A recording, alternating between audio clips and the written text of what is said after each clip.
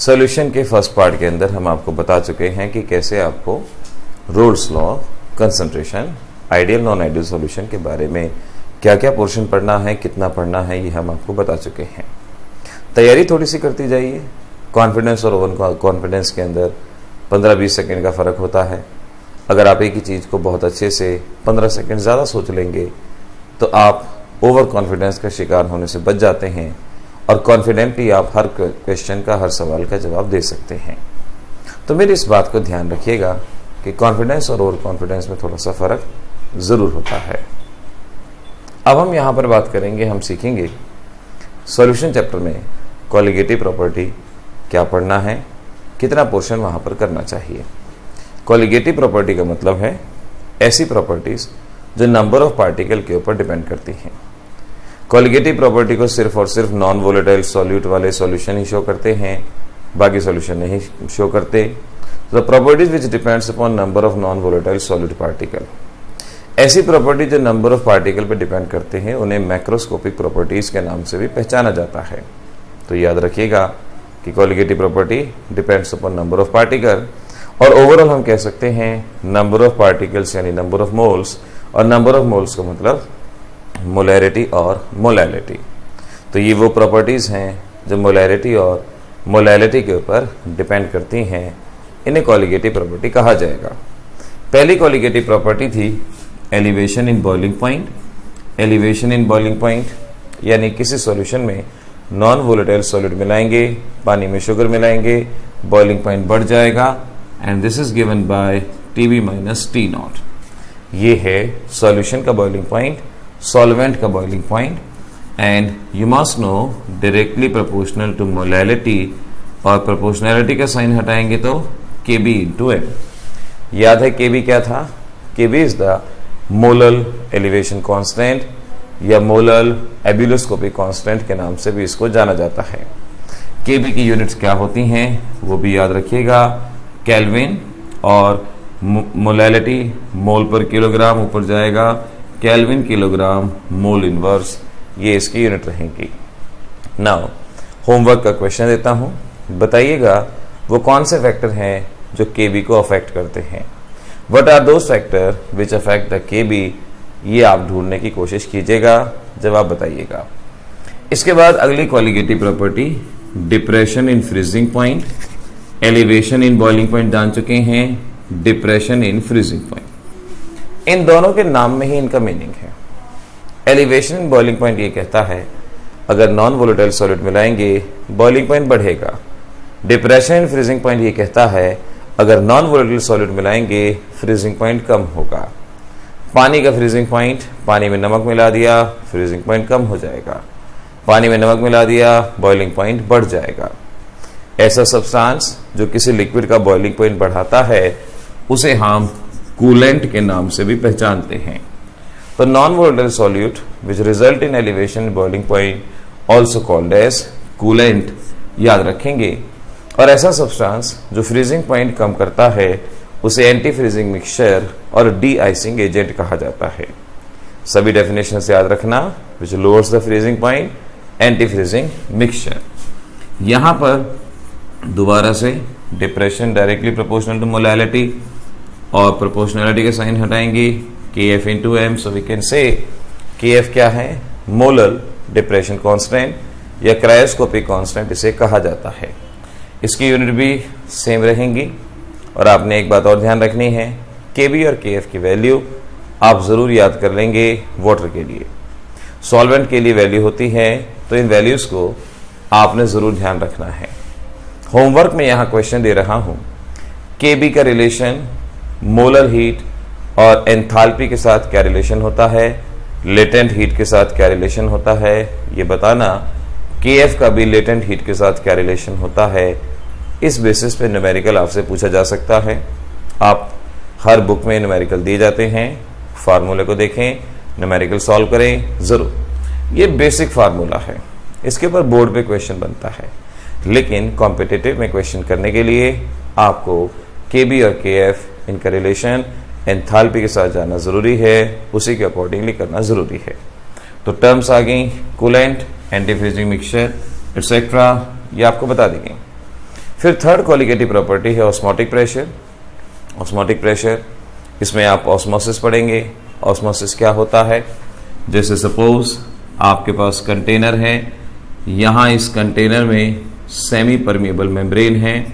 Semi permeable membrane याद रखेंगे, जो सिर्फ सॉल्वेंट को पास होने देती है, सेमी परमिएबल मेम्ब्रेन कहा जाता है। सेमी परमिएबल मेम्ब्रेन का एग्जाम्पल ये भी आप याद रखें, एग मेम्ब्रेन, कॉपर फेरोसाइनाइड, इसे हम सेमी परमिएबल के एग्जाम्पल के तौर पे याद रखेंगे। तो सेमी परमिएबल मेम्ब्रेन मैंने क्या क्या बताया?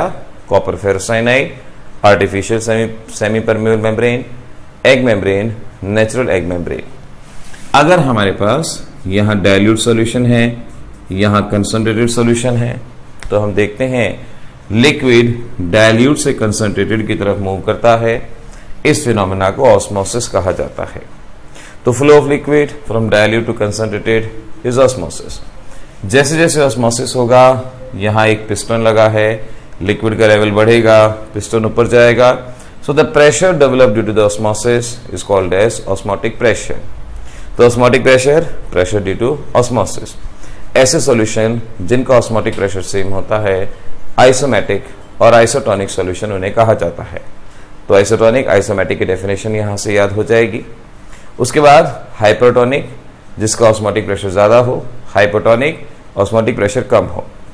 यहां याद रखेंगे 0.91% NaCl is isotonic with blood. Blood का ऑस्मोटिक प्रेशर और इतने NaCl का इक्वल होता है, आइडेंटिकल होता है, याद रखें। अगर हम यहां पिस्टन से प्रेशर बढ़ा दें, प्रेशर बढ़ाने से ये लिक्विड वापस जाना शुरू हो जाएगा। इसे रिवर्स ऑस्मोसिस और आरओ के नाम से पहचाना जाता है। तो आरओ रिवर्स ऑस्मोसिस, ऑस्मोसिस का उल्टा, जब pressure more than osmotic pressure apply करते हैं। रिवर्स ऑस्मोसिस की क्या क्या एप्लीकेशन है?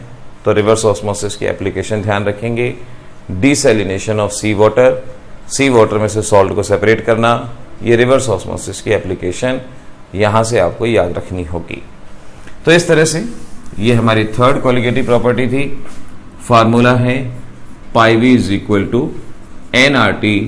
This is the formula for colligative property osmotic pressure. अब यहां होमवर्क में आपका क्वेश्चन है कि आपको बताना है क्रीनेशन किसे कहते हैं, क्रीनेशन किसे कहते हैं, प्लाज्मोलिसिस किसे कहा जाता है, हीमोलिसिस किसे कहा जाता है। ये आप यहाँ पे होमवर्क में जवाब ढूंढने की कोशिश करेंगे। ब्लड सेल को अगर हाइपोटोनिक में रखते हैं तो उसका क्या होता है, हाइपोटोनिक में रखते हैं उसका क्या होता है, ये भी आप होमवर्क में सर्च करेंगे, होमवर्क में ढूंढने की कोशिश करेंगे। और fourth colligative property relative lowering of vapour pressure, जिसे हम आपको रोल्स के सेकेंड लॉ में बता चुके हैं, ये है relative lowering of vapour pressure. तो relative lowering of vapour pressure के बारे में वहां पर हम ऑलरेडी इंट्रोड्यूस कर चुके हैं, इसके बारे में बता चुके हैं। अगली चीज आपको यहां जाननी है जिसे वांट ऑफ फैक्टर कहा जाता है। वांट ऑफ फैक्टर की simple definition, calculated molecular mass, observed molecular mass.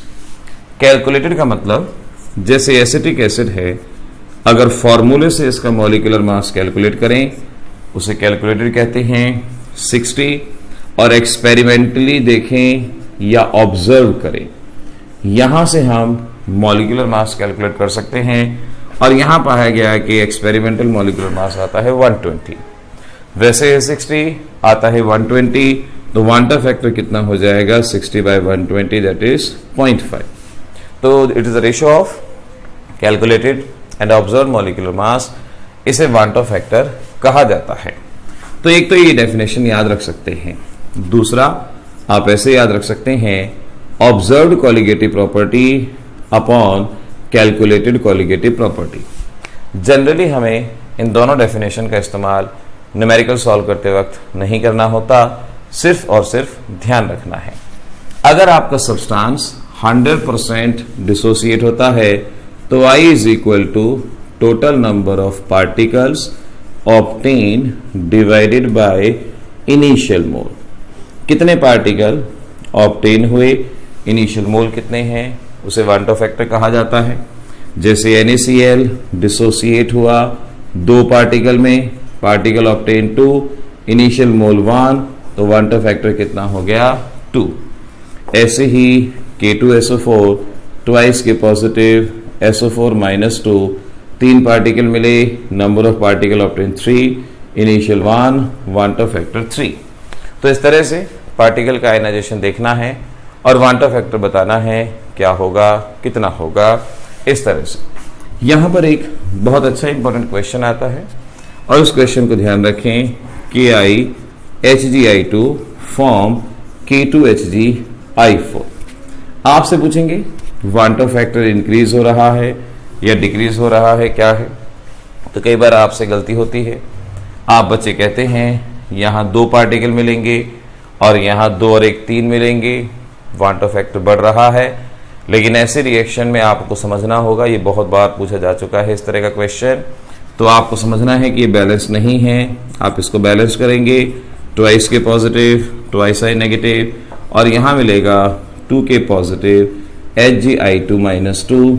इस तरह से नंबर ऑफ पार्टिकल डिक्रीज होंगे और वांटर फैक्टर डिक्रीज होगा।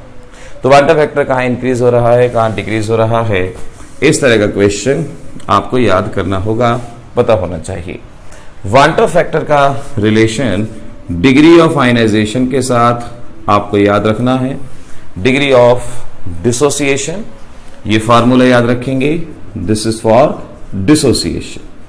यहां I है वांटर फैक्टर, N है नंबर ऑफ आयन्स, जैसे NaCl 2 आयन देता है तो N की वैल्यू 2, और KCl 2 आयन देता है तो N की वैल्यू 2, एटसेट्रा।